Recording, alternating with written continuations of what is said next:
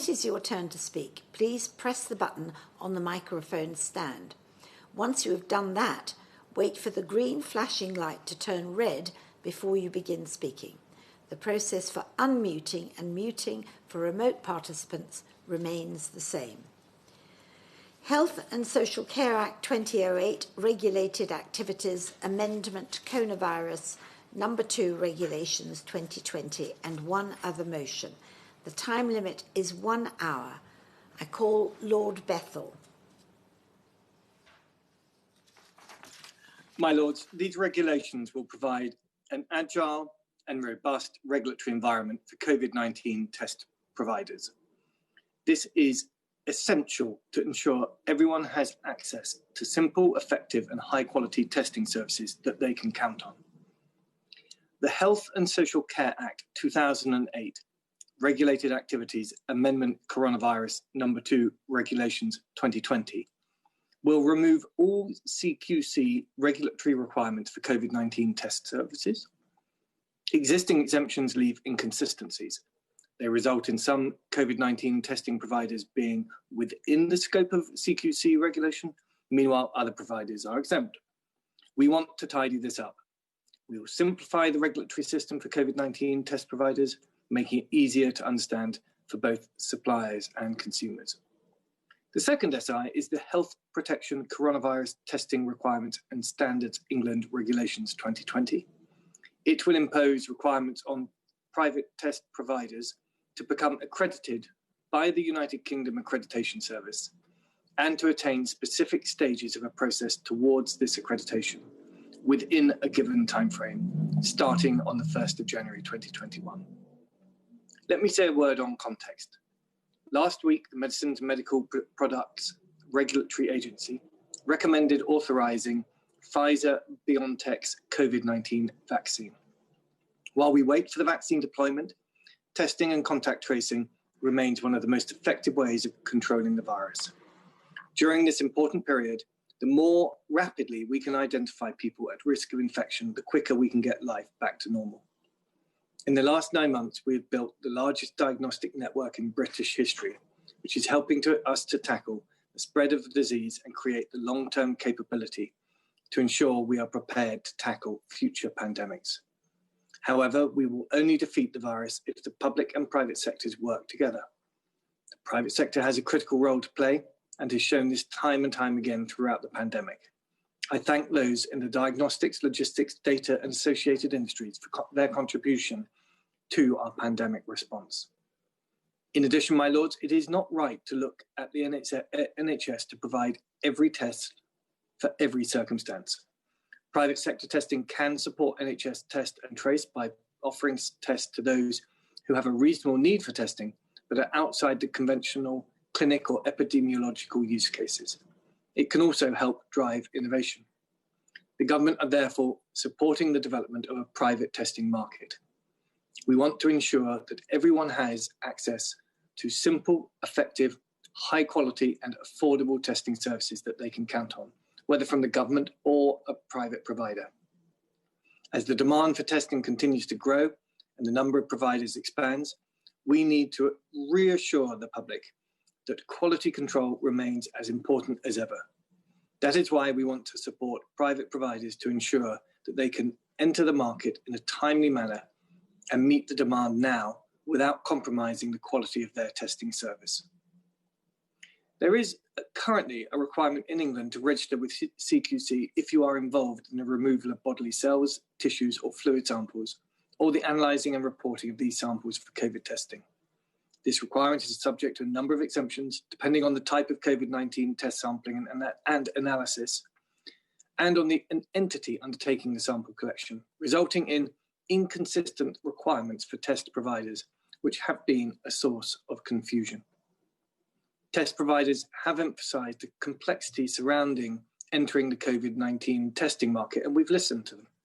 The first statutory instrument that I've laid before you will remove the requirement for COVID-19 testing providers to register with CQC by exempting COVID-19 testing as a regulated activity under the Health and Social Care Act 2008 Regulated Activities Regulations 2014. As CQC is an English regulatory body, this does not apply in the other nations of the UK. These requirements will be removed, preventing confusion over the scope of regulations from causing restrictions in total testing capacity. It is imperative that a quality service is provided and testing capacity is not restricted. The change from CQC to UCAS will create an agile and robust regulatory environment. The United Kingdom Accreditation Service, known as UCAS, is the sole national accreditation body in the UK, independent of but appointed by the government. Accreditation by UCAS is the recognised gold standard for organisations offering test services. Since the beginning of the pandemic, we've been working with UCAS to ensure that COVID-19 test providers can access advice on quality assurance and become accredited. It has taken time to ensure that we get this right.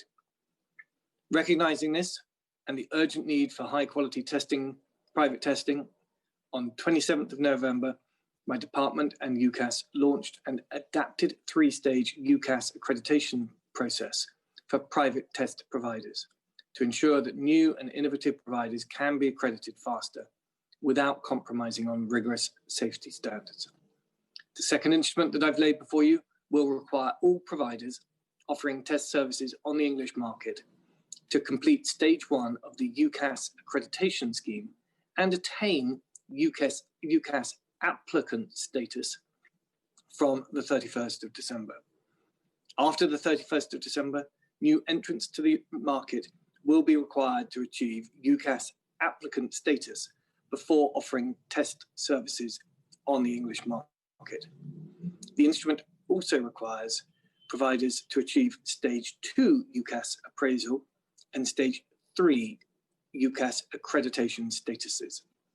Providers will need to complete stage 2 UCAS appraisal by the 31st of January, or if entering the testing market after the 31st of December, by whichever is later of 31st of 2021, 31st of January 2021, or 4 weeks after gaining applicant status.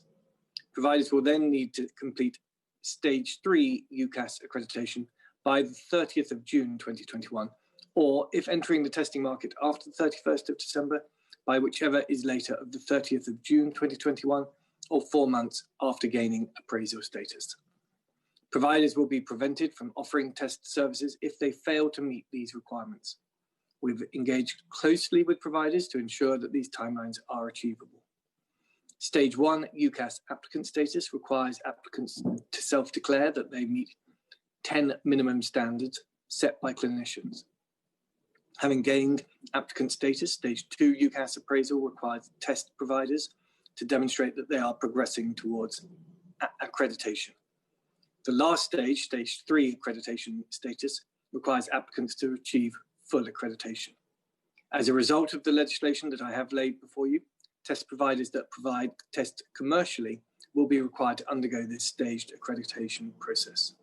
Employers that only provide test services to their own staff and organisations that supply tests at no cost will not be required to gain UCAS accreditation, though I would advise that they do so, ensuring that their test services meet the highest possible standards. From December the 15th, international arrivals will be able to opt in to test to release, and all services using this purpose will be required to be working towards full accreditation. My Lords, before I set out my final justification for these essays, let me first thank the JCI who scrutinised them so quickly.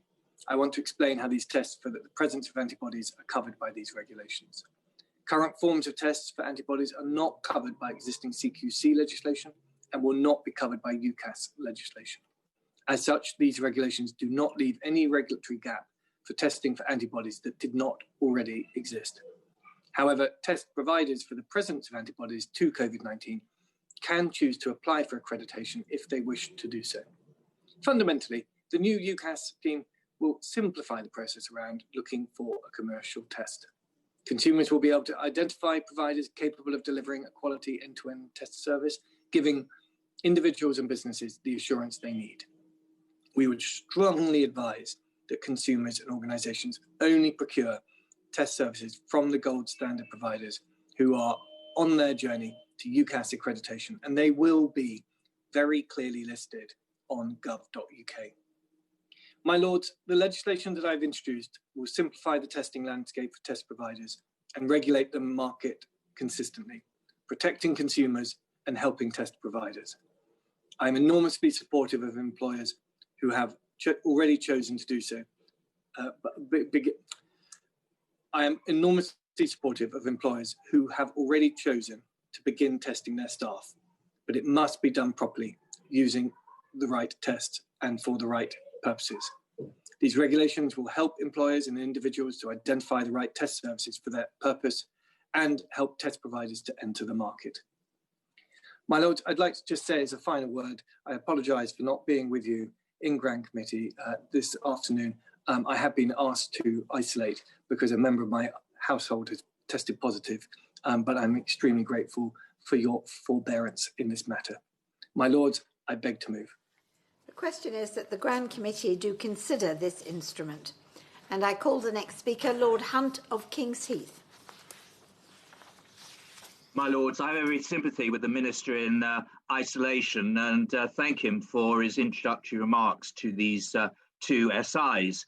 Clearly, COVID-19 testing is a critical part of the response to the pandemic, so these regulations are important, ensuring there is a robust process in place to ensure transparency, effective monitoring, and appropriate accountability. Now, in proposing the new regulatory regime, the government has argued that it's necessary to remove barriers to entry into the market, and that by removing the CQC's responsibility and placing it through an accreditation process with the UKAS, he will achieve the agility in the market that is required alongside rigorous safety standards. My Lords, let me say at once, I'm a long-standing admirer of UKAS, but I do think it's reasonable to ask him about the expertise it has to undertake this clearly important task. Under the CQC, providers of testing services were required to meet the fundamental standards of quality and safety set out in the 2014 regulations, and CQC then monitored the quality, safety, and effectiveness of care, and of course could take action where it identifies if people use services are at risk of harm. My Lords, how much of this is UKAS going to be able to do? Does it have the expertise and capacity to do it? And what happens if there is a problem? Who is able to intervene and stop the service? Can I just ask him about timing and the 3 stages he referred to? Clearly, one of the concerns is the current process takes too long. I did note from UKAS's website, referred to us by the library, that they indicate a normal lead-in time of approximately 3 months to arrange the first assessment visit. Will that apply in this case? Can I just finally ask him whether the NHS could be contracting with the private organisations covered by these regulations? I mean, the Minister will be aware of the NAO report a couple of weeks ago on the £8 billion of contracts awarded by the government using emergency procurement regulations. This found specific examples where there was insufficient documentation on key decisions and where actual conflicts of interest has arisen, which diminished public transparency.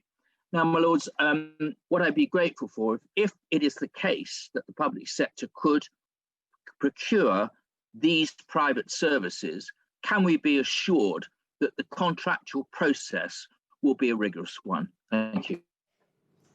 I call the next speaker, Baroness Altman. My Lords, I thank my noble friend, the Minister, for his clear explanation of these 2 SIs. And like the noble Lord Hunt, I completely understand that there is an urgency in trying to ensure that we have adequate but also safe testing capacity. May I ask my noble friend a few questions in the time that is available to me? The first is that this instrument applies only to England, I note. What is the position in Scotland, Wales and Northern Ireland in terms of testing?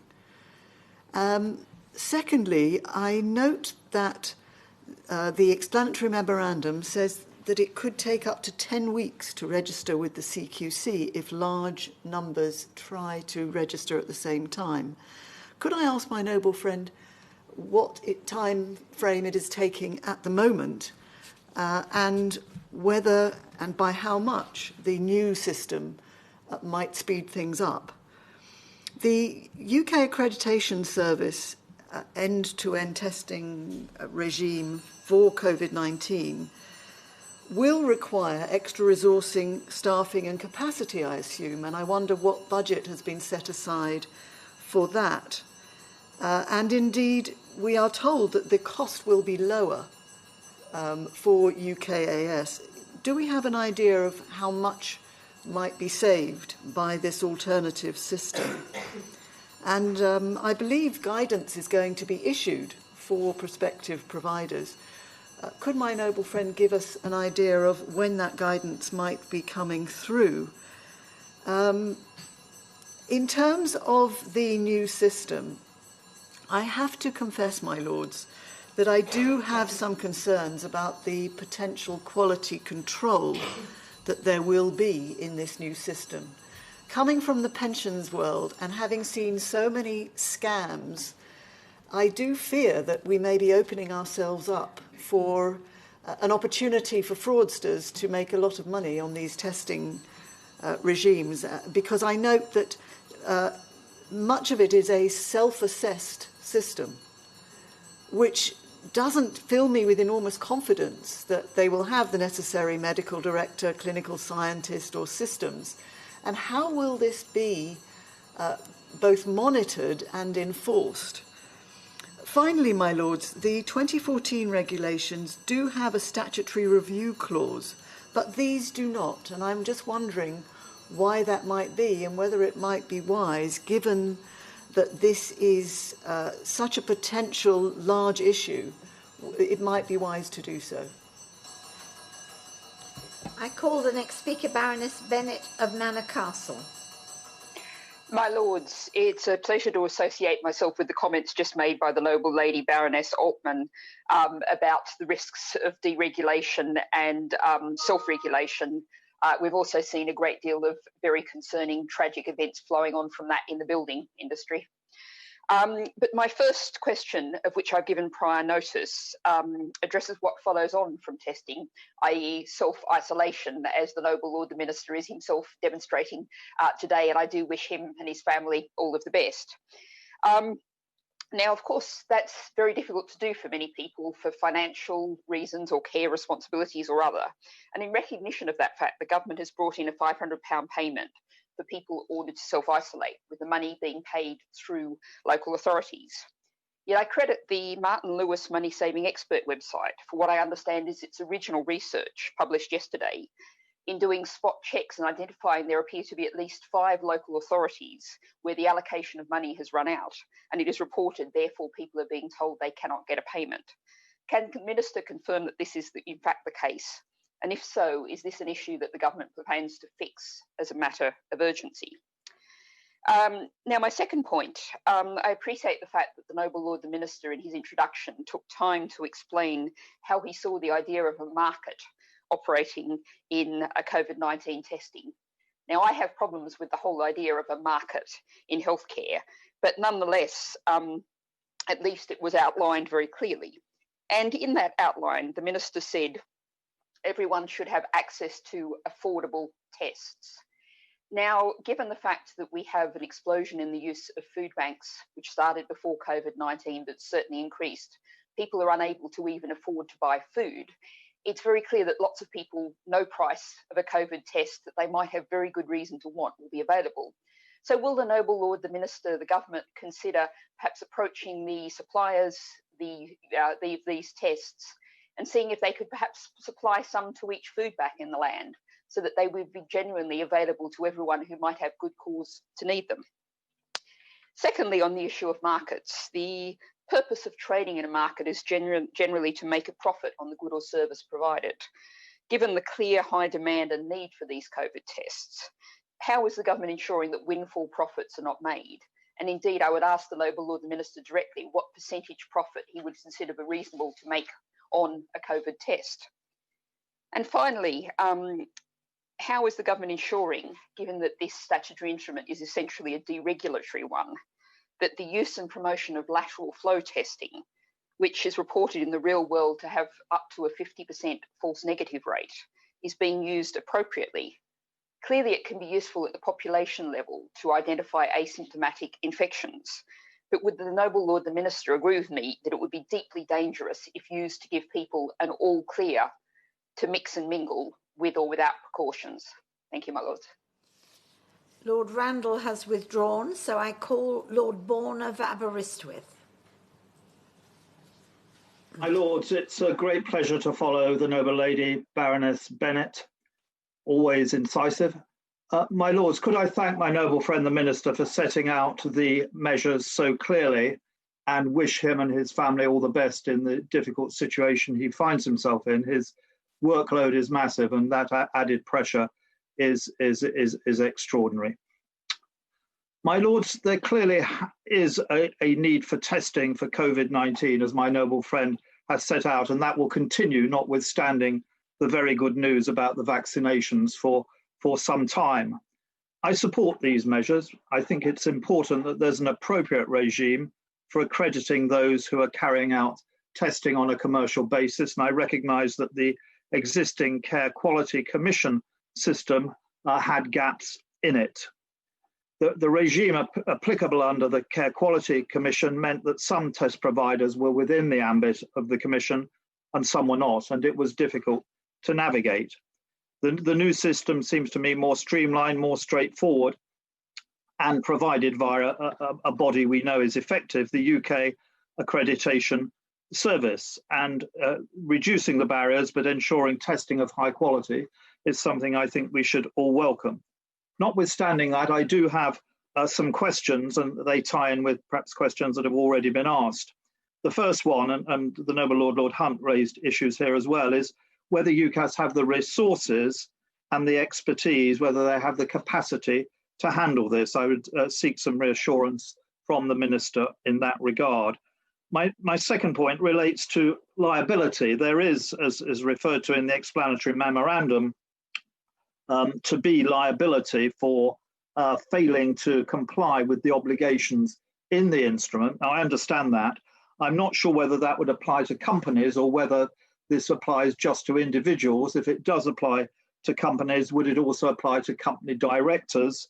And what if there are repeated breaches? Is there a scale of these fines that are to apply? I think a summary conviction, a fine is applicable. Is that a repeated fine? Does it escalate? I'd be grateful for some guidance from my noble friend on that matter. And thirdly, and this was a point made by my noble friend, Lady Altman, about the cost of applications. I'm not quite clear how costly it was under the CQC system for applicants, how costly it's going to be with the new system. I think it's going to be cheaper, but I wonder if my noble friend could give some guidance as to what those costs would be. But with those considerations, I'm supportive otherwise of what seems to be a very sensible move. I call the next speaker Baroness Wheatcroft.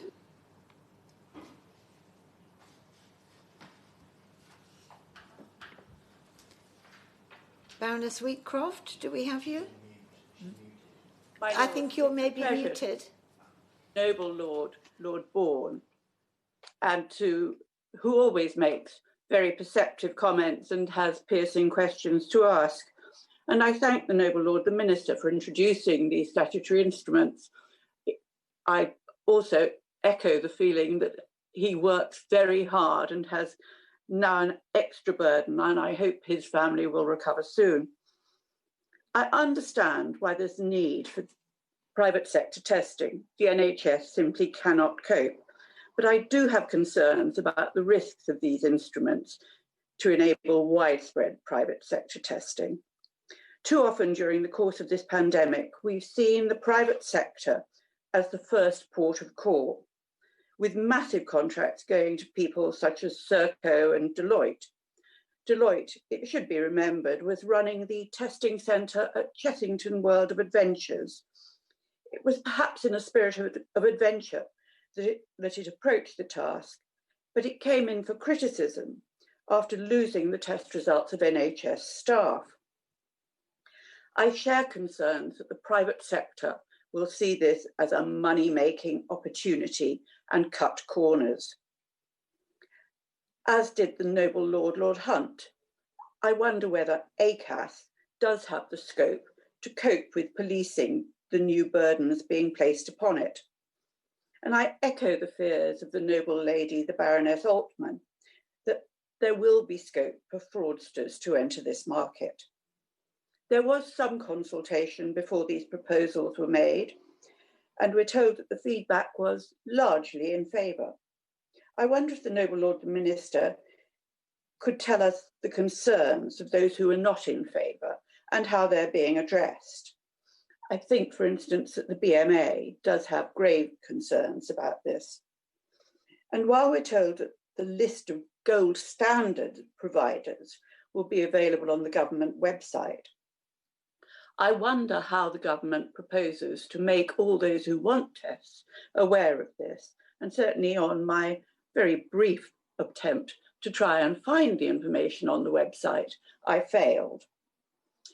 Finally, I wonder if the noble Lord the Minister could address the issue of costs. Will there be an upper limit, or will people just be able to prey on those who are desperate for a test for various reasons? Thank you. Baroness McIntosh has withdrawn, so as the next speaker I call Baroness Udin. My Lords, I share the concerns. First of all, I want to express my good wishes to the noble Lord and wish his family get well very soon. And I thank him for the precise manner in which he's laid out the two SIs for our consideration. My Lords, I too share the concerns expressed by Noble Lady Bennett and Noble Lady Altman. And like others, I do not share the Noble Lord, the Minister's confidence that adequate safeguards exist to effectively monitor particularly private companies, or some of them at least, given the fiasco as impactfully detailed by Noble Lady Whitcroft. My Lords, I want to just make a couple of general points. The social care for disabled children and adults who are living with disabilities and autism is being widely reported in person and in the media that families and carers are suffering intolerable burden without adequate support from organizations and local authorities who are failing with serious budget shortfall in their duties to safeguard their obligations and statutory duties in protecting the most vulnerable who may be experiencing abuse and neglect.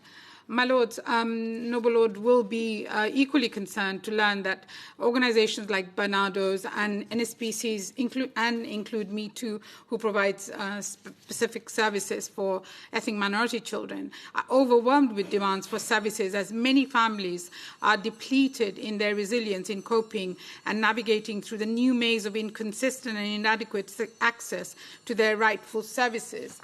My Lords, the Minister speaks with confidence about the critical importance on effective testing services being available to those who require it. My Lords, my inquiry locally in my area, particularly amongst Bangladeshi communities, continue to alarm me. Many of them remain confused at what point to trigger testing and what various options may be available to them, and therefore overwhelming GPs and local hospitals. I have spoken in this House on a number of occasions and to the Minister personally, because there is simply not enough information being relayed to the communities in bilingual sort of manner with bilingual messaging. And I've also spoken to the Noble Lord about re-examining the messaging and what else may need to be done to ensure that there are proper and consistent and effective message going through about what needs to happen and where the services can be accessed. My Lords, I do want to just finally say that I hope he is collecting, or his department is collecting, adequate data on the kind of communities and their ethnicity, their age ranges, where there are serious gaps in both testing and services. I think it's really high time that we have an effective equality impacts assessment of all these different SIs as well as the provisions that clearly government are providing. Thank you. Lord Way has withdrawn, so I now call Baroness Jolly.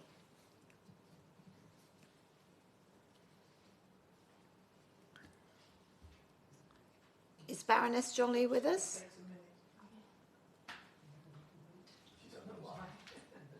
My Lords, I welcome the government's move to introduce this legislation, which simplifies and standardises the regulation of private sector testing for COVID-19. And his introduction was most helpful, and I hope he manages to avoid the virus. For the asymptomatic who require a test and can afford it, making tests accessible and of a high standard is extremely important. We have two pieces of legislation before us today.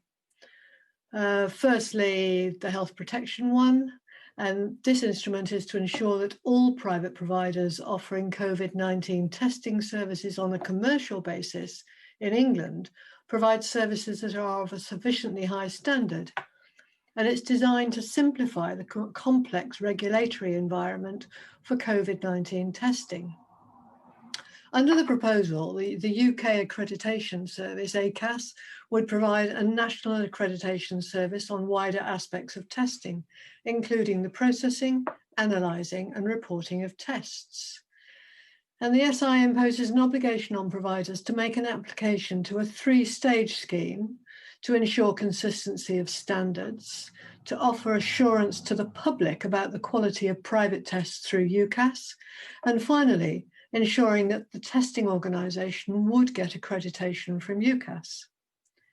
The second of these two SIs removes all coronavirus testing from the CQC regulatory environments, as they're now covered, as I outlined above.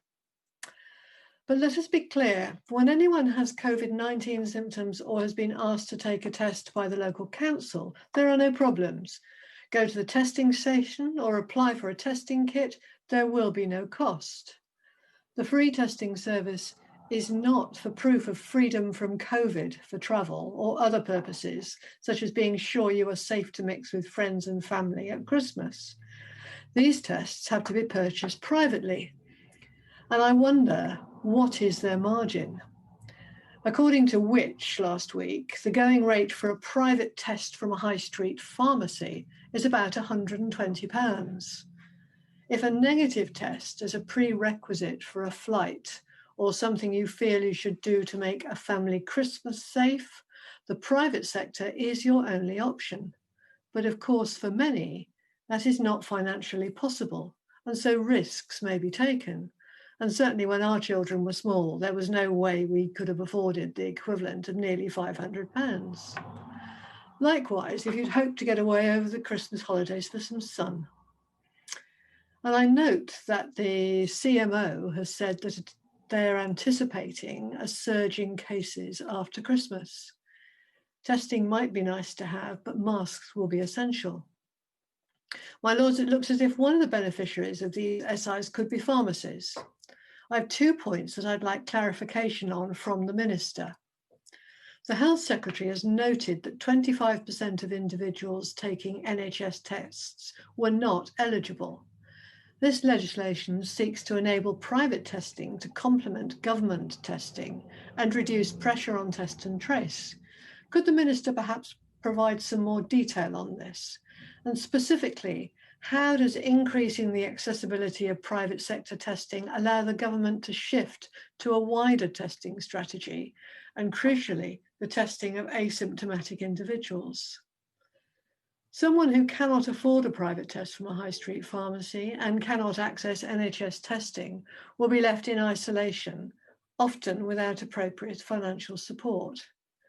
But in general, we will always be limited by capacity to some extent, but it is vital that we move away from the current model of only testing those with symptoms. Mass testing, like in Liverpool, showed that those without symptoms can help us to interrupt the flow on transmission. And I'd like a reassurance from the Minister that encouraging private sector testings will not create or exacerbate inequalities. A well-off asymptomatic individual may be able to end a period of isolation and return to work, or travel by paying for a private test. As with all areas involving communication with the public, we have to be aware that an Anglo-Saxon approach is probably not ideal. This is a contributing factor to the low isolation compliance, a huge challenge in controlling the virus. What is the wider strategy to ensure that NHS and Lighthouse labs work in harmony to ensure that those who most need tests can access them free of charge? And of course, I appreciate that working with the private sector is vital in the pandemic, and making the pathway to test provision simpler may increase competition and reduce prices, which would allow providers to enter the market more quickly and at lower cost, to provide more comprehensive oversight of the entire market, and to ensure quality of testing standards. And novel, non-clinical testing technologies and methods do not need to be individually exempted from regulation. My Lords, I'll finish where I started. For those who are asymptomatic, who require a test and can afford it, making tests accessible and of a high standard is extremely important. However, we must be wary of exacerbating inequalities through access to testing. How does the government intend to do this? And I look forward to the Minister's comments. I call the next speaker, Baroness Thornton. Thank you, my Lords.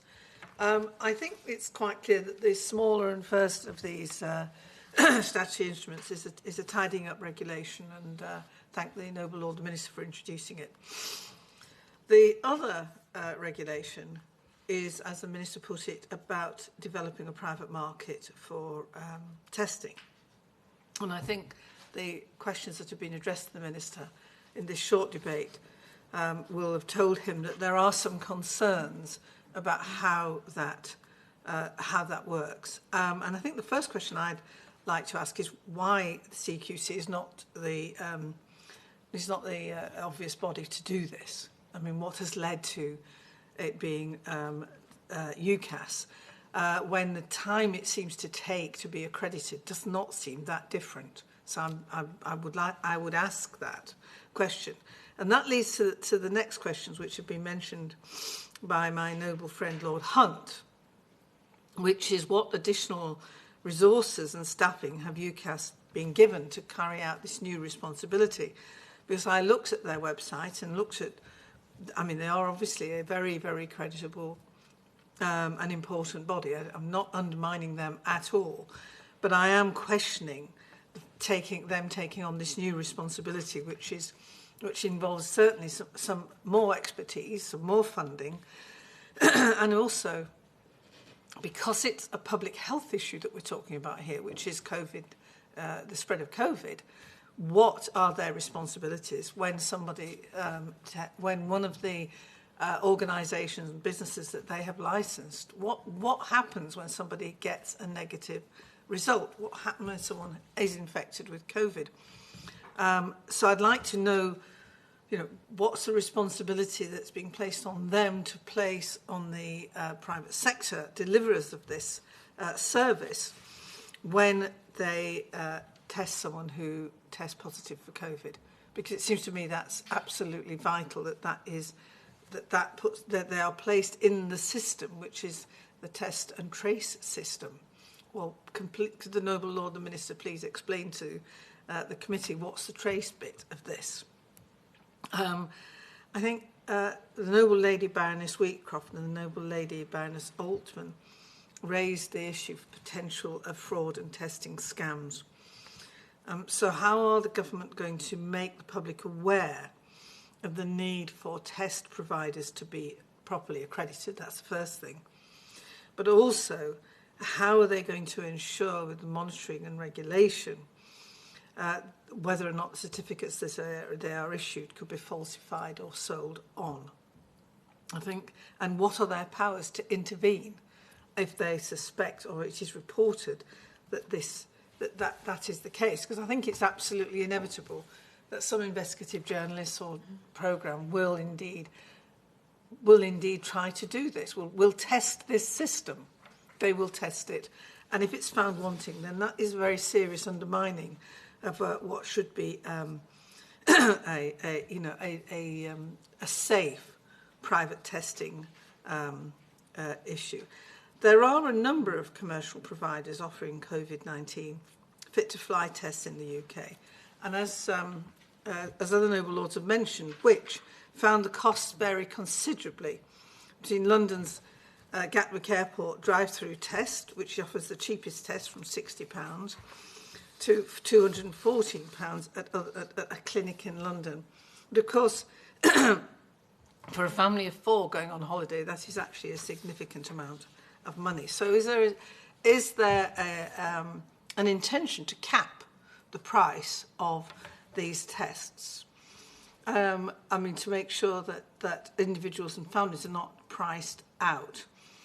And I think that it's important that the Noble Lord the Minister explains what is the link and relationship between public sector procurement of these tests and the private services. Because if it's an intention, I mean, we now have a long list of procurement problems, to put it mildly, in the testing and tracing regime, and possibly billions of public money may have been wasted. That we will find out. We don't want to add to that with this new regulatory framework. I call the Minister, Lord Bethell.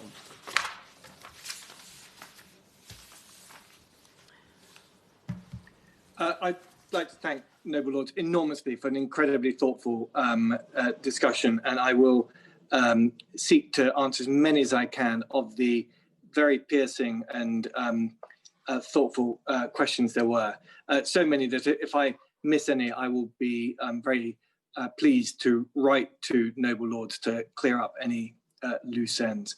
And I will forego the normal warm words at the beginning of such a speech and move directly into the into addressing the questions raised by Noble Lords. My Lords, it is absolutely vital as we open up our economy that NHS supplies are saved for the situations where they are most needed. That is the principle behind what we're doing here today. And can I be clear to the noble Baroness Walmsley that we do continue to massively upgrade our commitment to testing, to massively upgrade the PCR testing capacity for clinical and symptomatic testing, which is reaching towards 800,000 a day. I mean, an absolutely colossal number. And the turnaround times have come down dramatically. In my household's case, the test was taken lunchtime yesterday, and the result was at 7 o'clock this morning, a phenomenal logistical achievement. But we are also committed to the kind of community testing that the Noble Baroness referred to, the testing of asymptomatic individuals using technology like the lateral flow devices that Noble Lords will be aware of, and exemplified but not limited to the kind of testing in universities and schools that we have been piloting this autumn and are rolling out in a very big way over Christmas. And as I have said before, we are investing massively in NHS testing, free at the point of use and available to all those free of charge who meet the use cases defined by the CMO. And in order to ensure that this is possible, we need to enable the provision of new and innovative testing programs that are reliable and effective as possible. But my Lords, the NHS cannot possibly have the pressure put on it to provide every test that every person in every part of this country wants at every time of the day. That, my Lords, has never been the case in this country, and it cannot be the case in the future. If tests are needed that are outside the use case, or if someone is seeking to enable activities that fall outside of the responsibility of our public health regime, then it is right that those tests are sought from outside the NHS. And it is therefore right that we seek to regulate the provision of those tests by the private sector. And the legislation that I've set out will ensure this, providing public confidence in testing and supporting private providers to enter the market. As I've set out, we need to create an agile regulatory environment for test providers, and we can do this by removing all CQC regulatory requirements for test providers and replacing them with a gold standard UCAS accreditation for commercial test providers. It's not our intention to cap the price, but it is our expectation that given the billions of COVID tests that are now being manufactured around the world, the price will fall dramatically. And it is our intention to ensure that the quality meets clinical standards. My Lords, these measures will simplify the complex regulatory system for COVID-19 test providers. It will simplify the process around looking for a commercial test, and it will give individuals and employers essential assurances over the tests they provide. To the noble Lord Hunt, and my noble friend Lord Bourne, accreditation by UCAS is the recognised gold standard for organisations that offer test services. My officials have worked really closely with colleagues at UCAS to ensure the accreditation scheme for COVID-19 test providers is as agile as necessary to deal with this growing market. The adapted three-stage approach is a direct result of this, ensuring new and innovative providers can be accredited in a timely fashion whilst preserving the UCAS gold standard. But my officials will continue to work with UCAS to ensure that the process is as seamless as possible and to ensure that test providers are given the support they require to move through the scheme and to ensure that correct enforcement procedures are in place. Regarding contracting the private industry to supply testing services, I hope I will not shock either the noble Lord Hunt or the noble Baroness Bennett if I tell them that we are already engaged with the private sector in the purchasing of healthcare services for the NHS and in the UK, not least the provision of primary health care, which is conducted by the private sector in the form of GP practices and through social care. And that is also true in testing services. Time and time again, throughout this pandemic, the private sector has shown that it has a critical role to play. And whilst I note the comments of my noble friend Baroness Wheatcroft, can I just say that my experience of our private industry contractors has been largely positive. And when there have been problems, we have to look at the whole partnership of government, universities, NHS and the private industry for responsibility and not seek to scapegoat any particular party in this national collaboration. My Lords, it's vital as we look to open up our economy that NHS test and trace supplies are focused on where they're needed most. To ensure this is possible while utilising new testing innovations, the government is supporting the development of the private testing market. And to do this, we're bringing the regulations that I've laid before you. To the noble Lord Hunt and to my noble friend Baroness Altman, can I be clear that the existing lengthy and costly onboarding process is one of the reasons for bringing to you this more agile system. The existing system is suited for major complex laboratories, many of which have been around for many years, and new entrants to the market are rare. We hope to have a more agile regime that will encourage innovation, and I would be glad to write to noble lords with details of the intended costs. To my noble friend Baroness Altman on fraud, she's absolutely right to be concerned about this matter. She is right that there is a self-assessment route at the beginning of the process, which is quicker and cheaper, to encourage new entrants and to avoid bottlenecks as this industry scales up. However, this is quickly augmented by a mandatory requirement to follow a rigorous onboarding process with full administration. And I am convinced that this will apply the necessary supervision of this industry. But I take her comments seriously, and we will keep a careful eye on this threat.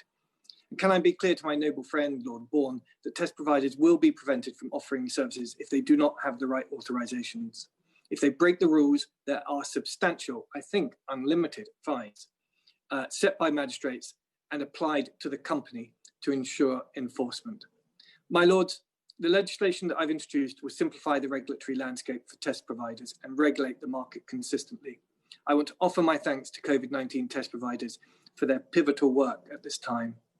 We encourage the development of these sorts of test services in order to reduce the pressure on the NHS and to ensure that the test and trace programme can focus on situations where it is needed most. But it must be done properly, using the right tests for the right price, for the right purposes, with the right enforcement regime. My Lords, I beg to move. The question is that this motion be agreed to. As many as of that opinion will say content, the contrary not content, the contents have it. Health Protection Coronavirus Testing Requirements and Standards, England, Regulations 2020, Lord Bethel? I beg to move formally. Move formally. The question is that the Grand Committee do consider this instrument. As many as of that opinion shall say content. If the contrary not content, the contents have it. The Grand Committee now stands adjourned until 3:45, my lords, and I remind members to sanitise their desks and chairs before leaving the room. Proceeding is currently suspended. My lords, the hybrid Grand Committee will now resume. Some members are here in person, respecting social distancing, others are participating remotely, but all members will be treated equally. I must ask members in the room to wear a face covering except when seated at their desk, to speak sitting down, and to wipe down their desk, chair, and any other touch points before and after use. If the capacity of a committee room is exceeded or other safety requirements are breached, I will immediately adjourn the committee. If there's a division in the House, the committee will adjourn for 5 minutes. The microphone system for physical participants has changed. Your microphones will no longer be turned on at all times in order to reduce the noise for remote participants. When it is your turn to speak, please press the button on the microphone stand. Once you have done that, wait for the green flashing light to turn red before you begin speaking. The process for unmuting and muting for remote participants remains the same. Customs Safety and Security Procedures, EU Exit Regulations 2020. Time limit is 1 hour. Lord Agnew of Oldham. My Lords, we are here to discuss a further statutory instrument that is part of the Government's package of SIs to prepare for the end of the transition period. This instrument concerns safety and security declarations, as did the SI debated here and in the other place last month. This statutory instrument was debated and agreed in the other place earlier today. If there is disruption at the border after the end of the transition period to which the Government has to respond, these powers will allow the Government to manage those issues. Noble Lords will be aware that the Secondary Legislation Scrutiny Committee reported the regulations as an instrument of interest in their 36th report published on the 3rd of December. Firstly, allow me to set out the context of the current regime for managing safety and security risk of goods entering and leaving the UK. The UK subscribes to the World Customs Organisation's Safe Framework of Standards. The framework sets out minimum requirements for participating customs administrations to regulate, monitor and secure the international supply chain. Customs authorities are required to collect and risk assess data on consignments of imported and exported goods for security purposes. The UK does this through safety and security declarations which goods carriers are required to submit. These declarations are currently required under the Union Customs Code and are retained in law in the UK after the end of the transition period by the European Union Withdrawal Act 2018. While part of the EU, the UK only required safety and security declarations for goods leaving or entering the EU. From the end of the transition period, the default position is that carriers will be required to complete safety and security declarations for goods moved into and out of Great Britain, where those goods are moving to or from the EU, as well as the rest of the world. As we announced in June, the Government is staging in controls at the border after the end of the transition period. As part of that, we have introduced a 6-month waiver on the requirement to submit entry summary declarations for goods imported from the EU into Great Britain. The requirements for entry summary declarations for goods imported from the rest of the world will not change. That waiver will allow businesses affected by COVID-19 additional time to prepare to meet their requirements for safety and security and the full range of customs controls at the end of the staging in period. While the Government has waived the safety and security requirement for imports from the EU and other countries where they're not currently completed until the 1st of July 2021, the requirements for safety and security declarations for exported goods is in place from the 1st of January 2021. Before goods leave the country, carriers are required to submit safety and security data to HMRC for risk assessing. As well as managing safety and security issues, this data is also used to meet other international obligations such as control on the movement of live animals. This data is normally contained in a customs export declaration. Where there is no requirement for a customs export declaration, for example in the case of the movement of an empty truck, the safety and security requirements are met through the submission of an exit summary declaration. This SI gives the Commissioners of the HMRC the time-limited power to waive by public notice the requirement for the submission of safety and security information for goods exported from Great Britain. The deadline for the pre-departure submission of this information could also be altered by public notice. Any waiver would only be introduced where necessary to preserve the flow of goods at the border. Prior to any use of this power, the government would consider risks like border security and manage them against risks posed by the border disruption. Without this power, in some scenarios, traders may be left with no option to compliantly export goods from Great Britain if they are unable to collect and submit the appropriate data to current time limits. These powers are limited so that they can only be used if necessary to mitigate border disruption and only within the first 6 months after the end of the transition period. Within this, any mitigation may be further limited, for example, by time, location, sector of trade or type of goods. Measures could therefore be applied depending on need. The Government will update Parliament as appropriate when introducing the waiver. The Northern Ireland Protocol means that there are no safety and security requirements for goods moved from Northern Ireland and the EU. The Protocol applies EU UCC rules in Northern Ireland, and therefore the public notice powers introduced by this instrument would not affect goods movement into or out of Northern Ireland. Goods moved between Northern Ireland and the rest of the world will continue to be subject to safety and security requirements. The Government continues to work with stakeholders to support their readiness for the end of the transition period. Introducing these powers is an important step in preparing for every eventuality after the end of the transition period. They will give Government some capacity to intervene in safety and security requirements for exports if necessary. These powers would only be used in exceptional circumstances where it was absolutely necessary to ensure that goods could continue to move across the border. The powers would only be used after due consideration of the risks arising from the waiving of these requirements. Therefore, my Lords, I beg to move. The question is that the Grant Committee do consider this instrument. I call the next speaker, Lord Bradshaw. My Lords, I do not obviously approve of what is happening. I think that the loss of security which the country will suffer as a result of leaving the European Union is vast, and it will be of great comfort mainly to people of the criminal fraternity and others seeking to evade various rules. Could the Minister please tell us what goods he has in mind being covered by this particular SI?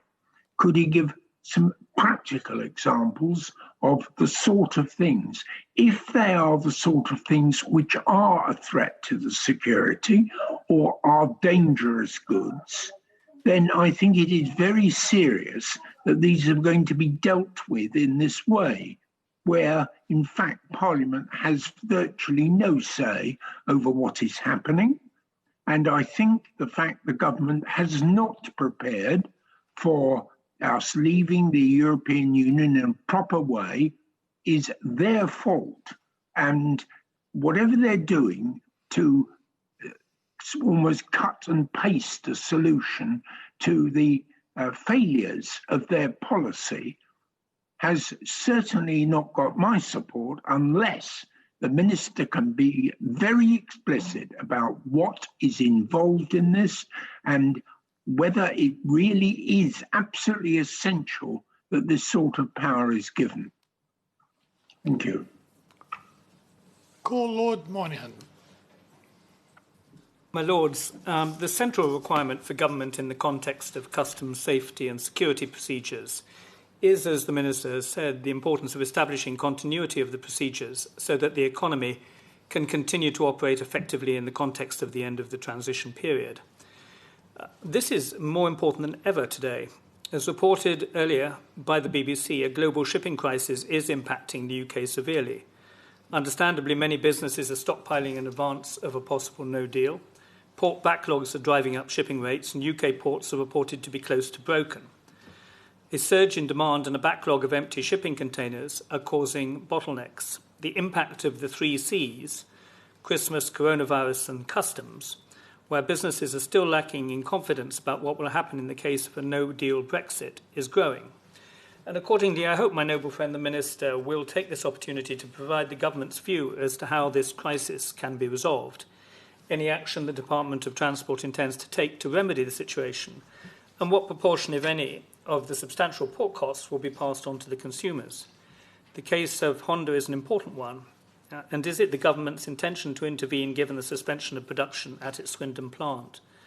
And what further capacity for moving containers through ports can the government provide? Should we be looking towards more expensive prices for consumers or unsustainability for businesses where the onward price cannot be increased? On the subject of customs procedures in the event of a no-deal Brexit, I'm going to raise an important issue which I fully appreciate may require my noble friend, the Minister, despite his lexicon of knowledge, to consult further with DEFRA and the DCMS, although he did specifically make reference to control of the movement of live animals. And in that context, can my noble friend the Minister confirm that the movement of horses equines EU law will continue to provide a shared framework allowing Ireland, France and the UK to ensure that from January the 1st, 2021, there will be a specific arrangement for the movement of racehorses through customs ports and immigration control, customs posts, and immigration control as at present.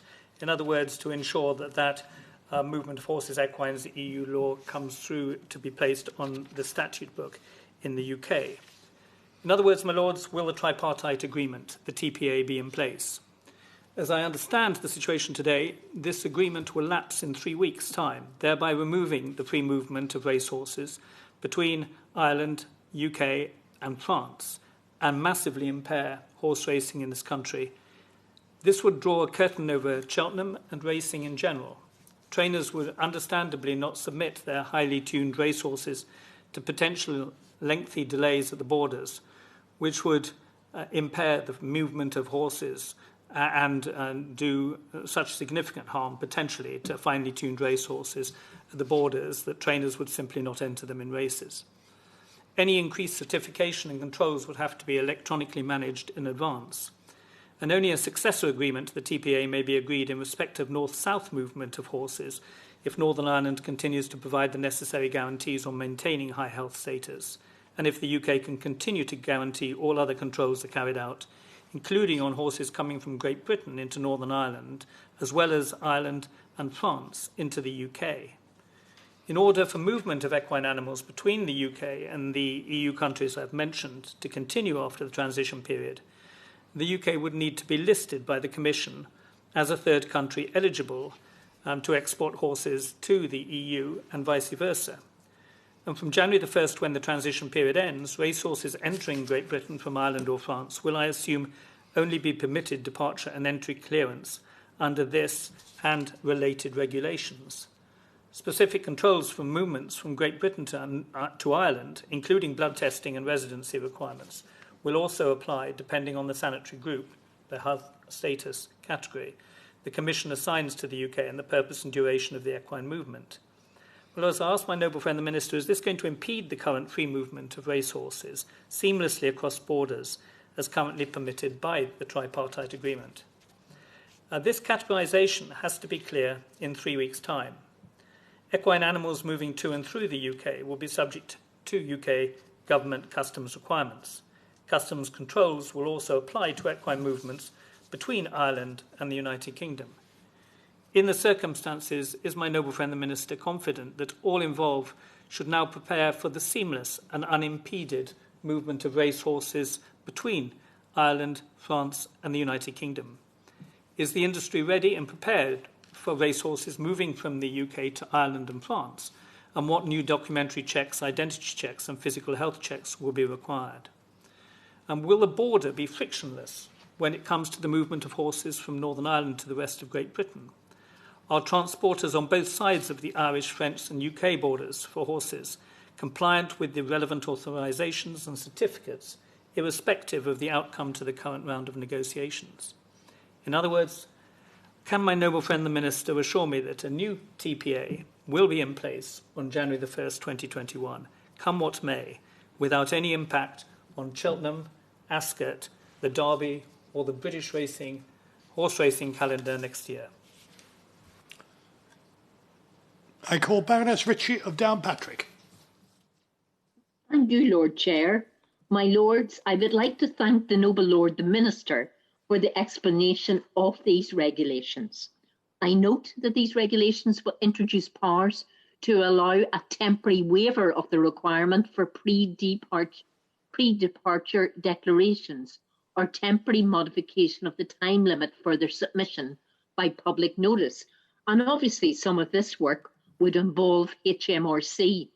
I have some questions for the noble Lord the Minister, and there's been some interesting expositions already made by the previous noble lords, and the noble Lord Moynihan, who has just spoken in front of me, raised the issue of the equine industry. And coming from Northern Ireland, where the equine industry is quite important to our local economy, both in Northern Ireland and on the island of Ireland, I would not particularly like to see any impediments put in the way of that industry, because there's clear linkages between the equine industry in Ireland, north and south, and Britain, and vice versa.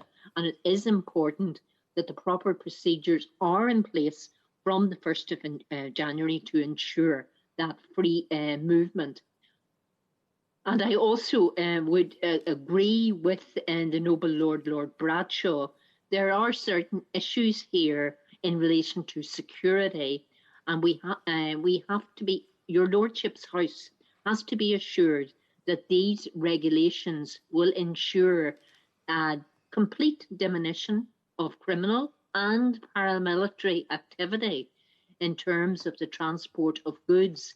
And I would like to ascertain from the noble Lord the Minister what advice he has received from HMRC and also the various police constabularies throughout the UK in relation to this particular issue.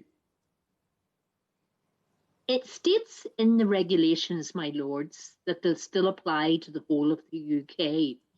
How can this be when the Northern Ireland Protocol applies in Northern Ireland to customs and to goods, and where the Union Customs Code applies, and particularly now that we have a clear definition and an explanation of what has been approved in principle before it is finally approved by the Joint Committee? Will this instrument only apply to businesses and intermediaries exporting goods from GB to Northern Ireland? What will be the administrative arrangements that will be required to be put in place to deal with this particular issue? And I do note that the Secretary of State for Northern Ireland earlier today announced quite a substantial level of funding for businesses in Northern Ireland to deal with all the extraneous issues that will emerge from the implementation of the Northern Ireland Protocol. And I do note that the noble Lord the Minister has already referred to Northern Ireland GB issues earlier in his speech. The noble Lord the Minister, my lords, has already referred to the Lords Secondary Legislation Committee. In their 36th report, they stated, and I quote, that it's not clear whether suspending pre-departure safety and security requirements on exports could lead to any adverse impacts. Could the noble Lord the Minister advise what is the exact position? And that committee also notes that while this instrument enables, and I quote again, HMRC to waive temporarily the requirement for pre-departure declarations for goods leaving GB, any use of this power would not help with potential disruption caused by the need for declarations for the same goods entering the EU. Close quotations. What is the noble Lord the Minister's view, my lords, of this statement, And will there be a solution in place at the end of the transition period? And finally, could the Noble Lord the Minister also state what arrangements are in place to publicise the new use of these new powers? What will be the frequency of reports to both Houses of Parliament on the use and application of these new powers? And will the Noble Lord the Minister indicate what explanatory documents will be made available online to do that, just that, in terms of publication? Thank you, my lords. I call Baroness Bowles of Berkhamsted. My lords, as the Noble Lord Moynihan has already reminded us, the news yesterday and today has highlighted fullness at our ports due to COVID, Christmas and Brexit stockpiling, and a build-up of empty containers here while Asian exporters have a shortage. It's a useful reminder that logistics must be thought out well ahead, and they are only going to get more complicated from January. This SI is about outgoing, not incoming goods, but I want to ask a few more questions about how it works and what can be taken into consideration. On the face of it, it looks simple enough. If there is disruption, then flow rate can be made simpler by waiving pre-departure notices or modifying the time limits for submissions, and it can be done on specific sectors, types of goods, or at specific places, to allow targeted mitigation, and the power only lasts 6 months. Paragraph 2.2 of the explanatory memorandum says that the powers can only be used for border disruption. Paragraph 2.6 narrows that to in the event that requirements for pre-departure declarations cause border disruption. However, I cannot find an exactly corresponding provision in the regulations. Regulation 2.2 says that to relieve disruption at or near places from which goods are directly removed from Great Britain, but it makes no mention as to cause. I presume that the legislation is correct, and therefore wider causes of disruption could trigger the use of power, even if that is not the current intention. Perhaps the Minister could confirm that. If the explanatory memorandum reflects the intent in practice, why does not that make it clear? Or is it actually intended to have a wider contingency? Or is it that in legislation asserting causality is difficult, which I understand? And if so, why not draft the EM accordingly and give the causes as rather a practical example of intention? So looking at the legislation rather than the EM, and given the present circumstance that I just mentioned about congestion caused by imports, would a similar event, maybe through congestion effects, qualify as a disruption near a place where goods are removed from Great Britain because the ports have both incoming and outgoing? Do queues in Kent, incomplete or full Farage lorry parks, count as a disruption near a place where goods are removed from Great Britain? Could and would it be used because of events that have no relation to the export of goods, such as civil protest or industrial action? If a major cause is congestion, what steps are being taken to distribute both exports and imports to other ports with capacity in order to minimise the need for these powers and congestion in general, and can that be done at short notice? In a previous statutory instrument on no-deal planning, it made it clear that the waiver would only be exercised in relation to exports to countries where previously there was no need for documentation, so basically the EU. But there is no similar mention or emphasis here. Presumably this means that waivers can be in respect of any and all countries. If that is the case, then are there some countries for which there would never be a waiver because of greater security concerns? What international provisions are there about disruption? Is there anything in SAFE to enable this kind of suspension for disruption? And are there examples of when and why it has been done elsewhere?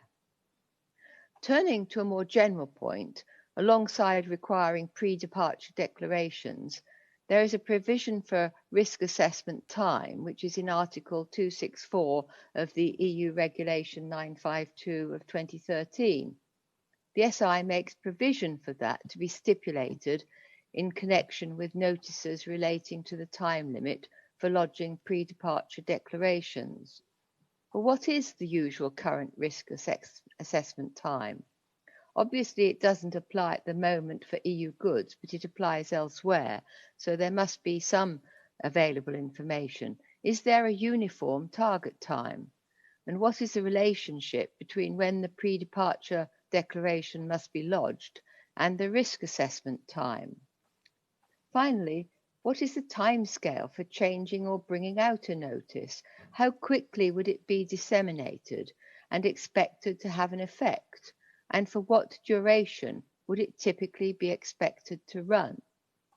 And what happens to the live animal aspects, which the Minister mentions and said use the same documentation? If the documentation is suspended, what happens with regard to checks on live animals?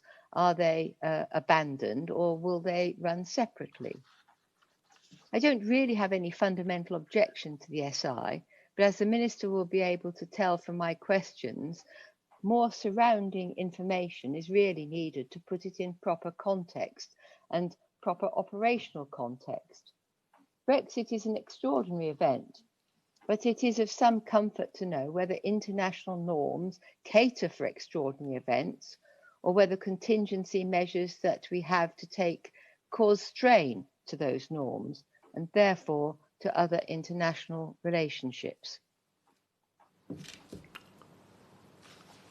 I call Lord Tunnicliffe. My Lords, I am grateful to the Noble Lord the Minister for introducing this latest statutory instrument from Her Majesty's Revenue and Customs. Having dealt with the issue of imports 3 weeks ago, we now turn to the export of goods. As the Noble Lord outlined, HMRC is establishing a new power, described as a contingency option, to temporarily waive the requirement for pre-departure declarations if it is felt that this will lessen the disruption at the border. This power would also allow temporary change to the time limit for submission of these declarations. As with the import measures discussed previously, the potential grace period is limited to 6 months. This is designed to provide time for hauliers and ports to adjust to the realities of life outside of the EU and beyond the transition period. Paragraph 7.4 of the explanatory memorandum notes that there are potential risks to border security if these powers are used. Can the Minister explain the process that HMRC will use in relation to this contingency measure? Can he confirm whether that process has been decided? The phrasing of the EEM suggests it is in progress, but that would be surprising given that the power will be available to ministers in just 3 weeks' time. Given the risks involved, it is doubtful that government would want to extend the power beyond the envisaged 6 months. However, if HMRC were to decide to extend the intended sunset, could the Noble Lord the Minister confirm whether this would be done by a further statutory instruments? Whilst there may be a rationale for making it available, this unilateral power will also get us so far. It may help limit disruption on the roads of Kent, but the problem will merely be shifted to the other side of the English Channel, where other forms will be needed for goods to move any further. This represents as much of a change to current arrangements as the need for pre-departure safety and security declarations, which have hitherto not been required under the terms of the Union Customs Code. That the haulage industry and others have not been afforded more time to prepare themselves for these new processes is regrettable.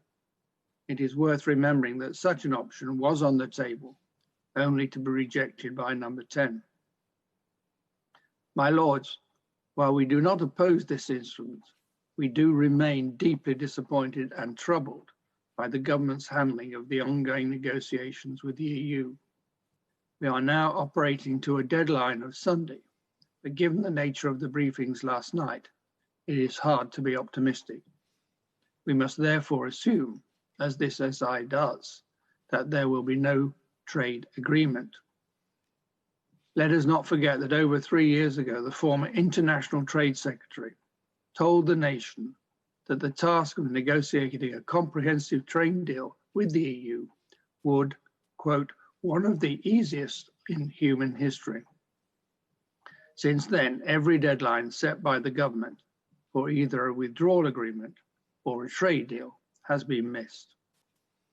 Before leaving for his last-ditch dinner in Brussels yesterday, the Prime Minister preemptively sought to blame the EU for supposedly negotiating in bad faith.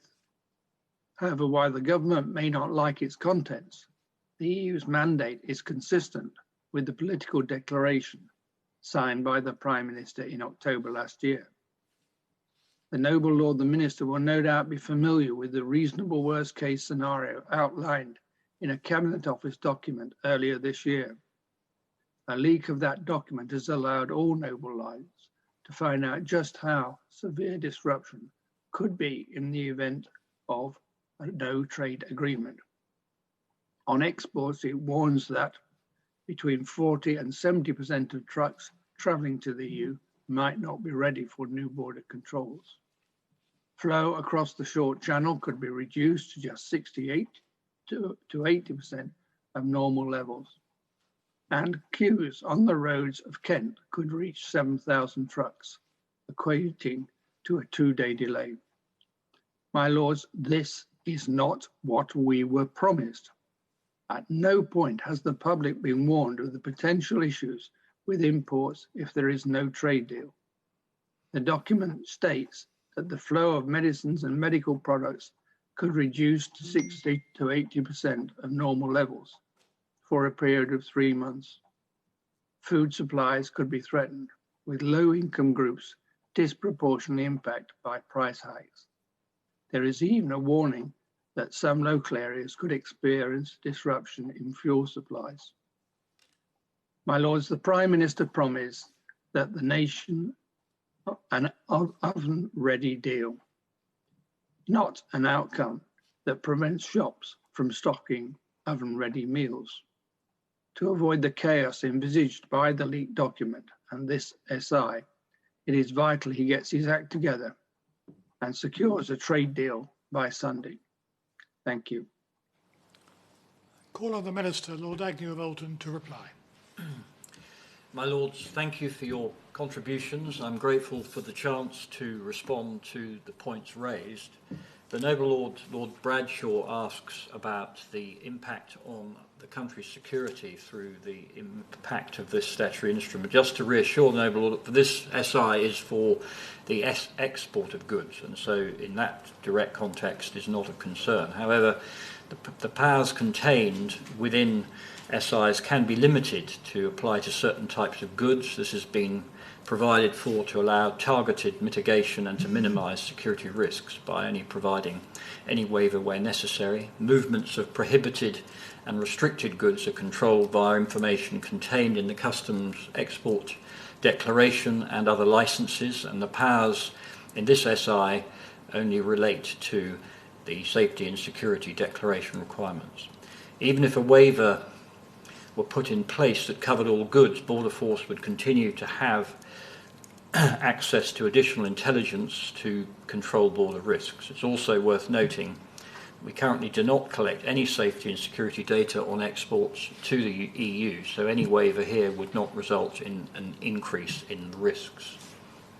Noble Lord asks about this being a cut and paste solution.